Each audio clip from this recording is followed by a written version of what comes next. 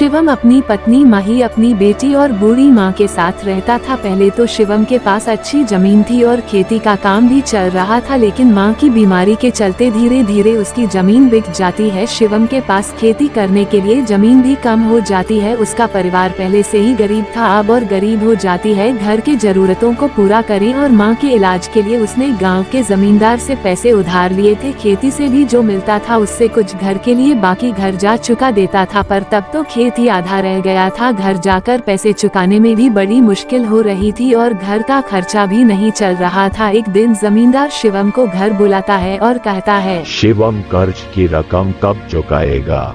मालिक, आपको तो पता है ना मेरी हालत के बारे में। मैंने तेरा ठेका ले रखा है, मुझे मेरा पैसा कब देगा ये बता। अभी तो नहीं है पैसे, जैसे ही फसल कटेगी तो उसके बाद पैसे देने की कोशिश करूंगा। मुझे मेरे पैसे दे देना बस। घर की स्थिति बहुत खराब है मालिक। मुझे मेरे पैसे दे देना, वरना तेरा बचा हुआ घर और खेत भी छीन लूंगा। नहीं मालिक, ऐसा मत कीजिएगा।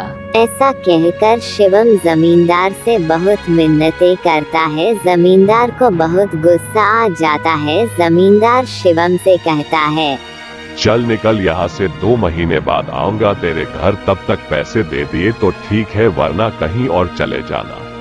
क्या हुआ जी, क्यों इतना परेशान दिख रही हो? कुछ नहीं माही, अभी अभी जमींदार के पास से आ रहा हूँ। हाँ, आपको परेशान देखकर समझ गई थी। क्या कहा उसने जी? कुछ नहीं माही, पैसे मांग रहा था, नहीं तो हमारे घर वहाँ से छीन लेगा और गर्मी में हम कहाँ जाएंगे, कुछ समझ नहीं आ रहा है।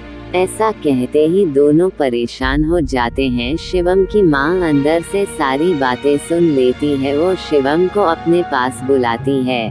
देख बेटा, मैंने तेरी और बहू की सारी बातें सुन ली थी। अब तू मुझ पर ज्यादा खर्चा मत कर, कर्जा चुकाने में लगा। चिंता मत कर बेटा, मेरा तो समय आ गया है, पता नहीं कब भगवान का बुलावा आ जाए। ऐसा मत बोलो माँ। नहीं माँ, अभी मेरे पास 2 महीना का समय है, तब तक कुछ न कुछ जरूर करूँगा।